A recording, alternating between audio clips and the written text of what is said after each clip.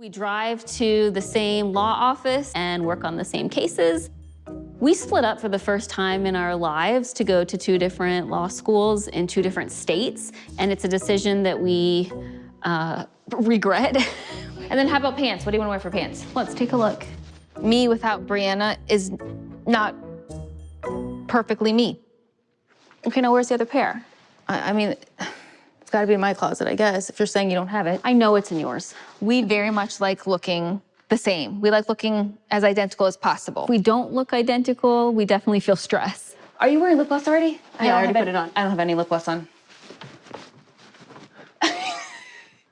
There. Braids are not the same length. Is that has it been like that the entire time? Today we're talking about this one, and this is book 35, The Proposable. The Proposable? The Proposal. Another Marco book. Marco's books initially started off really good, really awesome. And then there were a couple of less awesome ones, and then number 25 was brilliant, number 30 was average. What's this one going to be like? Let's find out, shall we? It was written by a ghostwriter, which is the return of Jeffrey Zilk. Once again, pronunciation may not be my strongest suit here. But that's who did it, the same person who did book 25, The Extreme, which I thought was a fantastic book. So I was looking forward to seeing what Jeffrey Zilk could do with this one. Let's get into the story. Marco's at home playing games with his dad, and then Nora Robinette turns up. Miss Robinette, Marco's maths teacher, and it turns out that Peter, Marco's father, has started to date her. He's dating again. And Marco feels somewhat betrayed by this. Why?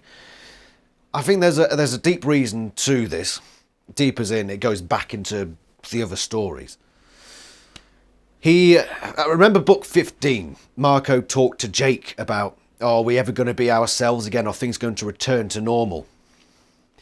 And then obviously in book 16 where he changed his mind or all that, but that was the one part of book 16 I didn't really like.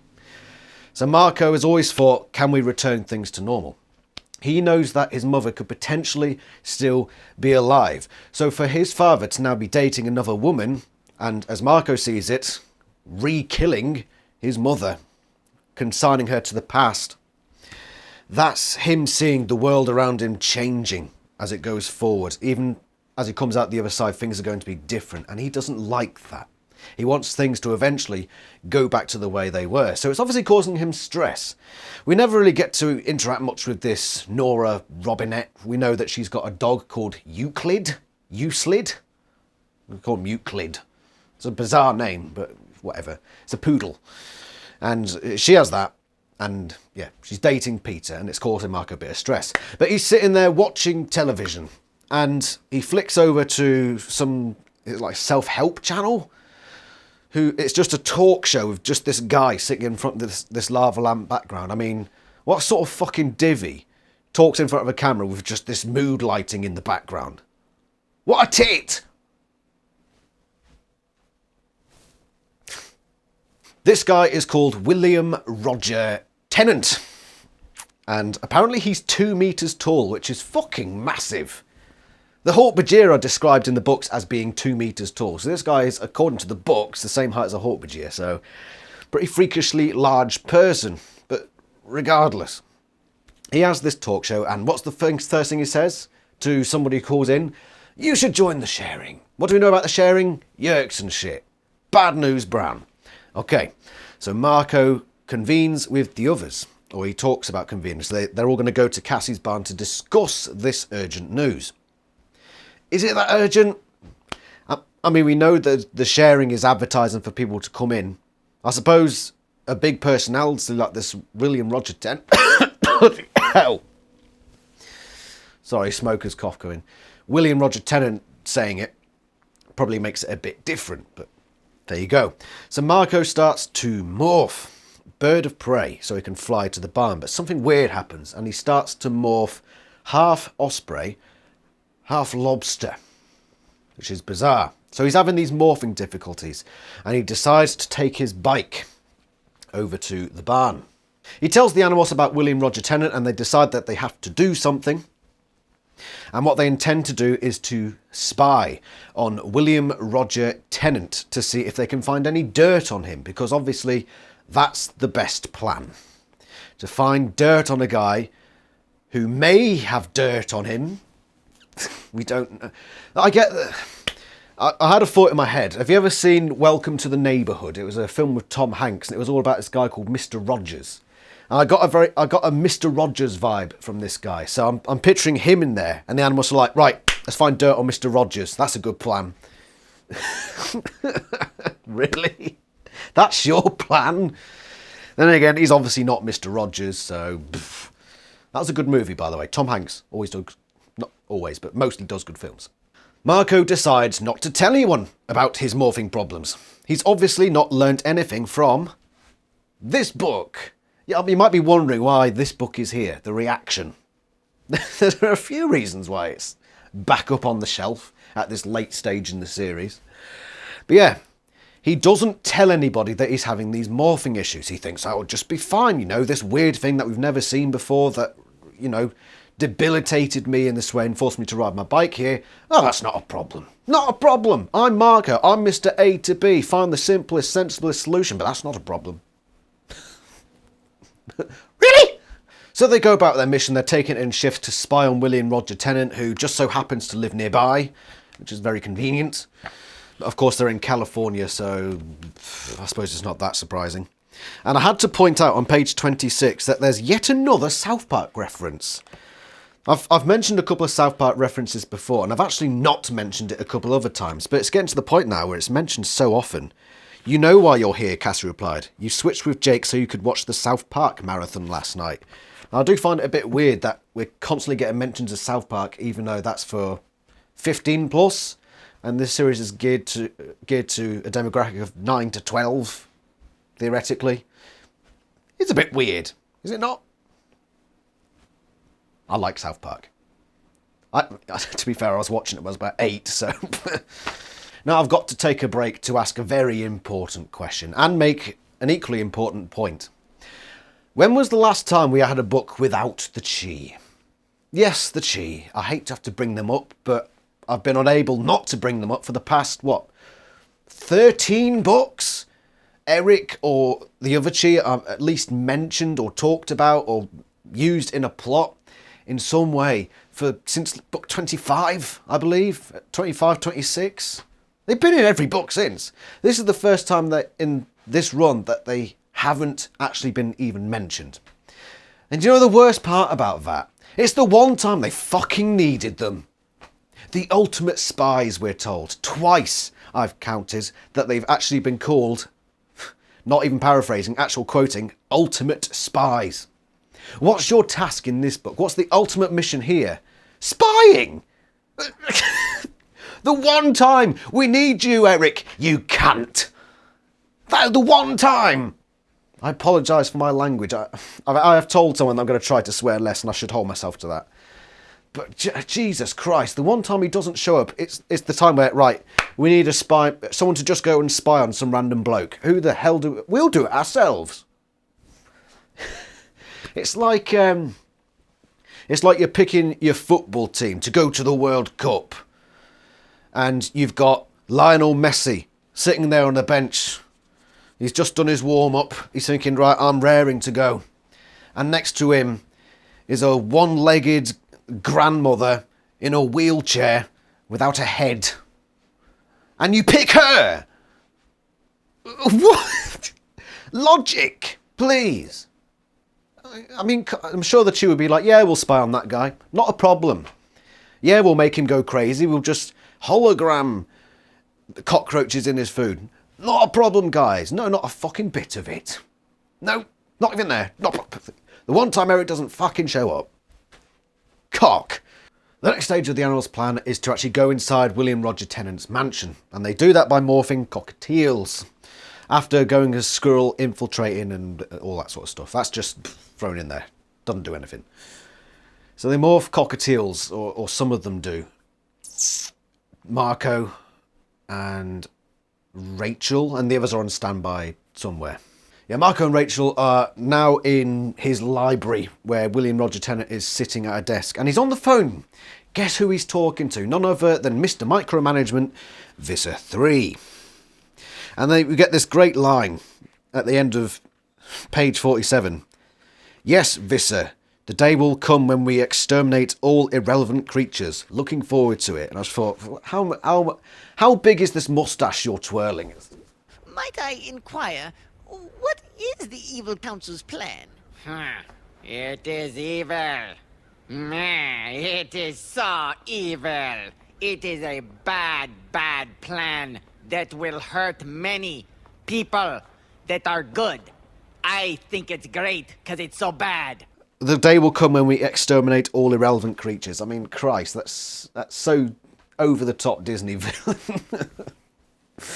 But I've got to forgive you, book, because you are that sort of book. It's that sort of book. I'm going to say it now. This is not a book to be taken seriously, really. It's not. It's a bit like The Experiment. Probably a bit less filler than The Experiment, but it's got that vibe to it throughout most of this book. And then shock horror, Marco starts to go mental. Why? He does. Why? I told you, he does. Don't question. He goes mental. And William Roger Tennant finishes on the phone with Visser 3 and goes mental and starts throwing books at Marco. And he hits every time. He's great at throwing books, this William Roger Tennant. And so Marco goes down on the floor and he starts screaming. And I thought at this point, do controllers ever hear these screams that the Animorphs so often deliver? Marco says, oh, I'm just screaming. Wah! And apparently the other Animorphs hear all this screaming, but William Roger Tennant very clearly doesn't. It's a question I've never actually asked, but I think it's worth asking. All this screaming and yippity-doo-dahs they do. Is it just in their own heads, or can you direct a scream? If I've hit my knee, do I scream and direct it at a specific person, or am I just concentrating on how much it bloody hurts? I don't know. But anyway, yeah, William Roger Tennant is grabbing this cockatiel as Marco is about to kill him. But he doesn't, because the real William Roger Tennant is fighting back, and the Yerk is just like, well, fuck it, and lets him go. And then here comes my boy Jake with the quick decision making. Apparently there are Hawk-Bajir in this mansion, just chilling down at the pool, I don't know. And so things start to go a bit crazy. So the Animorphs start kicking off outside. They're in their battle morphs, and Hawk-Bajir come up. We don't really see any of it, but you can hear what's going on outside. And this part here. Axe, you and me on the Hawk-Bajir, Jake snapped. Cassie, try to cover Marco. Rachel, get out of sight, demorph, remorph, and kick some butt. Tobias, we need you down here. And I'm thinking, Jake, but he's getting so quick now. As soon as something happens, Jake is like, right, order, order, order. Do this, do that, do there. It's great. I love it. Jake is still top of my list for favourite character. Really good stuff. Marco is going through one of his weird morphing things again. He goes half gorilla, half trout, I believe. Which is a good callback, because we haven't heard about the trout since book 3. So it's nice to see the trout morph at least mentioned, or something going on with it. Don't know why I missed that morph. It's just such a benign morph. But whatever. He does that, so he's struggling with his morphs. He's still in Widger Tennant's room, and he's hiding under the desk. And he sees... what happens then is there's a Hawk-Bajir, went back to how I used to pronounce it, stumbles through the door, gets tangled in some curtains and breaks and falls out the window. So there's an open window now. And then the animals start piling in, and they close the door. William Roger Tennant's got a gun, but he's just screaming and doing nothing useful. And they say, we've got to bail. Got to bail. What, Marco, why are you not morphed properly? What's going on here? So that they know what's going on with Marco now. And then there's this weird bit where Marco decides, right, how do we get out? I'm going to smash a window. And he grabs a chair and smashes a window. And then jumps out because they're only on the ground floor. I thought to myself, hold on, just a few pages ago, a Hawk-Bajir did that job for you. He broke the window. And then I thought, well, okay, yeah, that window's broken, but you probably don't want to jump out that specific window because it's only a ground floor. The Hawk-Bajir is probably just standing there like, well, what the fuck do I do now? So you go break another window and Jesus. So now the Animorphs know that Marco is having these morphing issues, and they're going to discuss it. And then pages 64 and 65 are interesting. Everything turned out okay, didn't it? I snapped. Besides, Rachel, you weren't exactly up front with us when you had the allergy to the crocodile morph. In fact, if I remember correctly, you lied to us about it, said you were all better when you weren't. Rachel winced, cocked her head and said, maybe I'll just let someone else yell at you. And that's a really weird line. I can't really place my finger on why. I don't know if it's out of character or whether it's just not something I'd expect Rachel to say. Maybe I'll just let someone else yell at you. And I just read that. I was like, that doesn't sound right. But it didn't sound incorrect as in it wasn't part of her character. It's a weird line. It's a weird line in there. But yeah, Marco mentions how this was happening in this book. But now Marco's being a hypocrite now, basically. He's saying, well, Rachel, you didn't tell anyone about that. Well, you didn't tell them about Marco. They've only just found out without you having a choice in the matter. You can't go complaining at her for doing it because now you've done it. But we've had this with Marco before. He's a bit hypocritical. We've seen it probably 4 or 5 times throughout the series, which isn't often, but it does happen. He has got his hypocritical side. Not to the Cassie extent, but he's probably second on the hypocrisy tier list. They've yet to find dirt on William Roger Tennant, which is the whole point of most of this book. There's a few scenes where they're talking to Marco and Cassie's trying to console him. Now this is, at first it didn't seem that relevant, but it leads to quite an exciting little conclusion towards the end of the book, which I greatly appreciated. Cassie is trying to comfort Marco on a couple of occasions in this book, saying, you know, you need to talk about these things, you need to open up because maybe that will help with your issue, etc, etc. And, I mean, they're not great moments, but they're not bad either. It's sort of carried all right. We don't really learn anything new or experience anything new. It's all the sort of talks we've had before. But in a way it worked. You've got the whole Nora thing in there, Miss Robinette. And Marco's trying to hide the fact that he's really affected by it, which is, in a way, yeah, something he would do. He would hide that. Most certainly it's something he would do. He'd usually just crack on with it and try to ignore it. But he's struggling to. So I get that little subplot bit going on. I get it. It's cool. I like it. I don't love it, but I like it. I appreciate it for what it is. So next, they have to do more stuff with William Roger Tennant, and they're going to go to the banquet hall that we saw in book 21, where Eric led them, little bastard. So they're going to go there because there's this big ceremony going on and William Roger Tennant is going to receive an award, so they're going to go in there and make him look bad in front of all these people, and there's quite a few people in there. They get in quite easily because security isn't that tight, and the plan initially is to put cockroaches in his food because that's an airtight plan, Jake. Great stuff, mate. Great. Fucking shit. But they go into the kitchen and the plan is for one of them to, well, at first the plan was to crawl across the ceiling. That failed, so they came up with plan B. So Marco walked in, tiddly-dee, and tried to, and put him in a salad that was going to be delivered to William Roger Tennant. And one that he specified shouldn't have had tomatoes, so that he knew which one was which, because Jake hadn't thought of that beforehand. How do we know which meal is whose? We didn't think that far ahead, Jake. You know, letting the side down here a bit. This plan then cocks up, because Marco then has to morph Spider, not Cockroach for some reason, I suppose eyesight, and join them on the plate, because it's absolutely essential that we also have a spider on it. It's essential. No, it's bollocks, isn't it? But Marco goes back to morph Spider, and it turns out he morphs a half spider, half skunk, and he's this weird spider. He calls it a spunk, and I read that, I thought, wow, oh my god, did you just call it that? Spunk. Is it just British slang, what spunk is? If it is, to you Americans, right? Spunk. It's very naughty. Marco was a spunk. Oof. Really, Buck? Really? Rude. I'm absolutely bloody disgusted. Jeffrey, how dare you swear in such a book? It's all right, Jeffrey, I get it. Probably didn't know what it meant. Whatever. Spunk.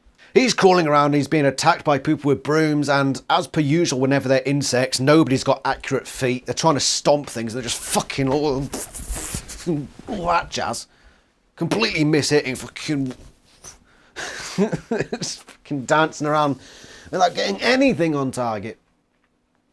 So Marco gets out. He doesn't tell anybody again, because once again, he still hasn't learnt his lesson from that book. And Cassie eventually knows, and that's when she goes to console him again, and yada, yada, yada. But long story short here, Axe then decides... Jake has the brilliant idea of having Axe also help deliver the food, which had obvious consequences. Marco is locked outside because he had to empty the pig bucket, because this plot is deliberately a joke. I'm not going to hold that against it, because it is deliberately a joke. But Axe delivers the food and then starts eating all the food. Oh, Christ. By the way, this is after the first time the plot failed. I forgot to mention, because it happened so many times, but cockroaches came out of the salad of somebody else because the tomato-less salad was given to someone else and they all screamed. And then they went on with the Axe plan. So that's 2 failures in this book so far. And now we're moving on to book failure 3. Axe is just eating all the food. Marco comes in, says, oh, actually, we're just fans coming for your autograph. And they all get out and they all leave. But no, because there's another plan that failed. Another plan that failed. They went in as headlights. They went in... No. This was the same plan. I forget how many bloody plans they failed here. But when Axe is there, he's got headlights. The other Animorphs has headlights on him, and he delivers them to William Roger Tennant. And they go under his toupee, because he's got a toupee. And he's going up for an acceptance speech, and he's speaking, and they're biting, trying to get him irritated, but he makes it through, and the Animorphs fail, and then we never see them get off of William Roger Tennant. It's just assumed they did, and ended up somewhere. But they all get out of that, and we think, well, fuck that, we failed. Fuck it. But then Marco has an idea. He remembers the Poodle, Euclid, and he thinks, I know just the thing that's going to piss him off to the utmost degree and get him to reveal what a twat he is. So he morphs Poodle every day, and wherever William Roger Tennant goes, he follows and starts attacking him. Now, William Roger Tennant is given all the fucking gets off, you little prick. But he never goes into, you fucking shite, and kicks him. Never goes into that territory. But they think he will do when he's on set. So he goes to his lava lamp territory. So I imagine it looks something like... It's going to look shit. No, that doesn't look right, does it? It's probably looks better than that. Oh dear. But yeah, he's got his lava lamps behind him and he's sat there preparing for this thing to go on. Now the plan is for Marco to go into the change at the dressing room, morph the Poodle, go out and annoy him, and Axe will turn on the television because apparently there's no security in this building whatsoever. So he's in the change room and once again, he fails his morph and he morphs half polar bear, half poodle. Morphs a Pooh Bear. And he loses control of that morph, bashes through the wall and starts attacking William Roger Tennant. Crazy stuff. And I love this bit. This is the best bit of the book by far. Best bit of the book. I absolutely fucking adore this bit of the book. I was cheering as I was reading this. In fact, when it comes to rating this book, this adds a whole nother point, at least, to this book. It just made the whole thing worth it. It was great. Because we've had Cassie all throughout this book going to Mark and hand over the shoulder saying, hey, it's okay. Your life's fucked, but you're okay. It's good. And then what happens then? So Marco's crashed through. He's got William Roger Tennant there. He's doing the whole bad guy, even though he's not a bad guy thing of just delaying the inevitable killing blow, which allows the Animorphs to have a full-on discussion about it. You're lost in the morph, Marco, Cassie said calmly. Get a handle on it. You have another mixed morph. Now get control. Get control. Everybody stay where you are, Jake said. Don't worry, Rachel said. I'm not going anywhere near that thing. If I was in Grizzly Morph, sure, but... I'm ready for the broadcast, Prince Jake, Axe said calmly, as nothing unusual was happening. Jesus Christ. Bit of dust. I need to give this place a fucking clean. I do, but how do you get rid of dust? I've got a duster. Irrelevant. Let's carry on. Come on, Marco, Cassie encouraged. It's going to be okay. Remember the mission? The mission? I poked Tennant's huddled body with my paw, watched him shrink and shudder. What's going on, Marco? Cassie said soothingly. Talk to me. We're your friends. Talk to us. Talk to me and... Talk my butt, Jake snapped. Marco, cope. Now. That's an order. Fuck. It was like a bucket of ice water dumped on my head. It was like waking up from an intense dream. Fast, painful, slowly my mind grasped control. Jake, he's going through some bad stuff in his life, Cassie said. He's stressed. His dad is... Cassie, you know I love you and admire you, but be quiet, Jake said. You listen to me, Marco. We have zero time for your self-pity. I don't care what your problems are. You deal with this right now. I started to shrink. Oh, that page. Beautiful. Fucking beautiful. Love it. Book. You're not as bad as people say. This one. Just for that moment alone. Throughout this book, Cassie's been giving it the old, oh, it's all right, mate, it's all right. And it's done fuck all. Jake comes along while she's halfway through her bollocks and just says, shut the fuck up, Cassie. Marco, do not listen to a fucking word she says. Just fucking deal with it. Jake, my boy. Gorgeous. I actually cheered when I read that bit. I thought, yes, that's a leader. You're in the middle of a tense situation. You don't have the time to give it all the soothy bollocks. There's another time for that. When you're in that moment, it's an order. And you will follow that order. That's what you do, Cassie. Wrong time, wrong place. And thank you, Jake, for putting that putting her in her place. Fucking beautiful, mate. It's got to be one of my favourite parts of the whole series. One of my favourite scenes. Just brilliant. It's almost up there with the Jake-Rachel interaction in the hospital in book 22. That was brilliant. Thank you, Jeffrey Zulk, for that particular scene. But anyway, because of Jake's strong words, Marco morphs back to Poodle, somehow. And William Roger Tennant is strangling him and fucking all this and all that bollocks. And Axis turned the television on and he's ruined. Because he's attacking a dog on screen. Because apparently it's a live broadcast. That was never mentioned, but apparently it is. So that's that. Did we solve Marco's morphing problem? No. But it's implied that he did overcome it because he wasn't stressed anymore. Why wasn't he stressed anymore? Because at the end of the book, Peter and Nora get married. And she moves in and he has to live with Euclid forever. Okay. Cassie's soothing words at the right time did play into this change in mindset towards the end. It was just badly placed. And I really like that, you know, you can do all the soothy bollocks at the right time, right place, and it's good. But if you do it in the wrong place, it's not fucking good. I like that. I'm still fanboying over that page. But yeah, so Nora and Peter get married. And Marco's just like, it's okay, is what it is. But do you know what's weird about this? We've known Nora for one book.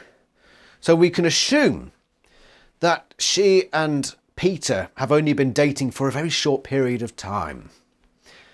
And there's a part in this book where Peter comes up to Marco and says, right, we're thinking about getting married, but we want to make sure that we have your permission to do so. And Marco storms off. But by the end of the book, obviously he's gone back to his father and said, you have my permission because I'm in control of you. And so they get married. They got married 2 weeks after William Roger Tennant, the whole fiasco with him. So we've known, put it this way, we've hardly known this Nora. It just seems very recent that she started dating Peter. And there's probably at most a 2-week gap between the start of this book and the climax. And then there's 2 weeks from that to when they get married. There's about a month from, oh, hello, I like your dress, to make me a sandwich. There's that. A month. A month. And what's even weirder is they wouldn't have gotten engaged until sometime after the William Roger incident, which was apparently 2 weeks ago as of the end of the wedding. So even less than 2 weeks, they've been engaged. Fuck me, they work fast. Jesus. I asked people on the Animorphs Discord, is this normal for America? They said, no. No, it's not. So no, that's not normal. But it's fiction, and it doesn't really play much of a part. But that's the end of the book. That's the end of the book. And I wasn't too disappointed. I wasn't ecstatic, apart from that one scene, but I wasn't disappointed either. This book is along the same lines of The Unknown, The Experiment, The Suspicion, where for the large part, it's just a light-hearted one. You know, the stakes aren't very high. It works when the comedy is right, and I think Jeffrey Zulk does a pretty good job of the comedy. There's a few little titter-tatters in there, so that's good. His characterization was, for the most part, great. That was the same in The Extreme, so I expected the characters to be on point. So yeah, that was good. The stuff with Jake, fucking brilliant. Just a shame about all his shitty plans. You know, on any given day, I'd probably give this book a 7 out of 10, but I'm not. Do you know why? This book here is the reason why that one drops points. They are very similar. They are phenomenally similar. It's even referenced in this one, which makes me think, are you not aware that you've basically rewritten that book again? Put it this way. We have a celebrity in town who they're trying to spy on and see what's going on. The narrator is having morphing difficulties. So the morphing is going all wrong and they don't really understand why. They don't understand why at first anyway. Not only that, but the narrator's having family problems. There's family problems going on in the background that's causing them this extra stress. The celebrity in question has 3 names. It's a 3-name name. And it all culminates on a TV set where people are watching and shit happens with the celebrity. And they disappear, their name to be forgotten forever. Now take all that I've told you. I've not actually told you which book or which narrator. Which book am I talking about? It could be either. All those things are the same. Celebrity with 3 names. Jeremy Jason McCall. William Roger Tennant. They even have the same number of syllables.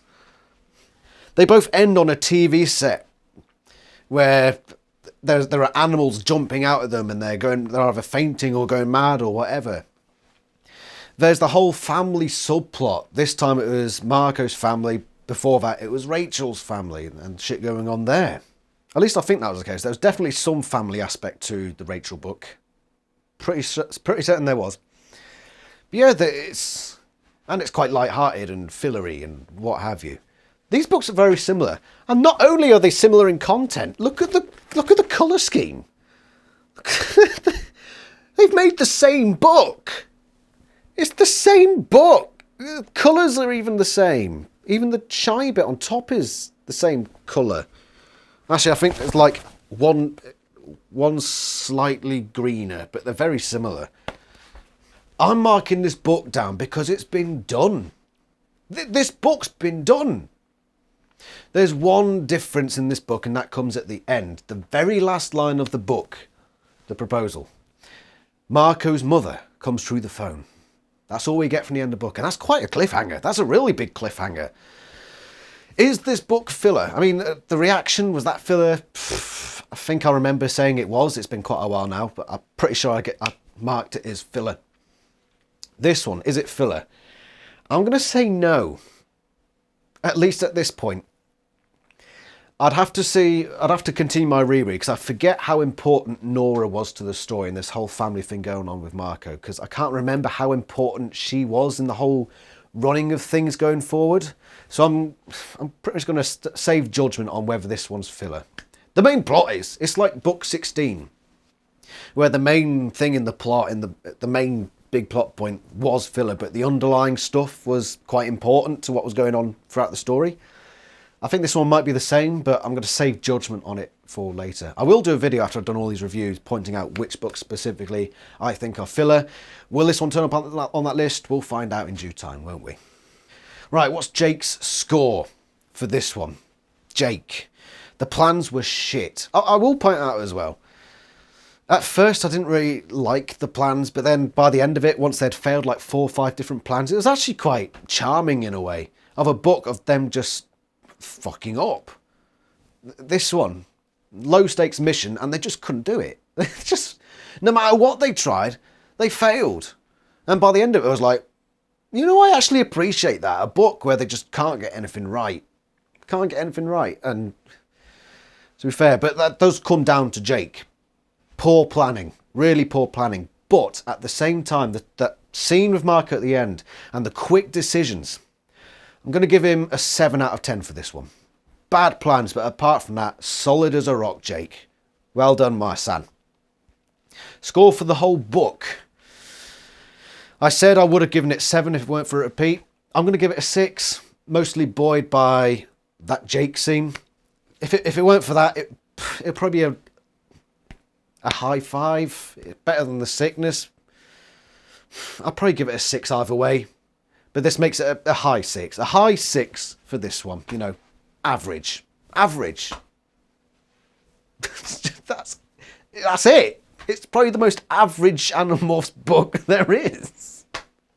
Mr. Average, the average. All right, so that's that one out of the way. What's next week? Well, we're technically at the end of the cycle, but this falls into that cycle. Visser. And this is going to be fun. It's a very shiny book, so you get a lot of glare off that. I hope you enjoy the glare. But that one's next. Oh, stay. If you like talking Animorphs, come along to the Animorphs Discord. The link is in the description below. I do fan fiction, but I'm still doing some editing, so I'm not going to properly advertise it now. I will be doing audiobooks in the future.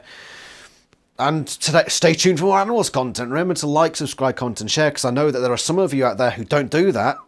I know that there are some of you who are watching this and not clicking the like button. Do it. Why not? Why aren't you doing it? Are you David? You must be David. You. I know you're watching. Why if you hit that like button, you'll turn into Elfangor, some less shitty character. Whatever. I hope to see you next time. Ta-ra.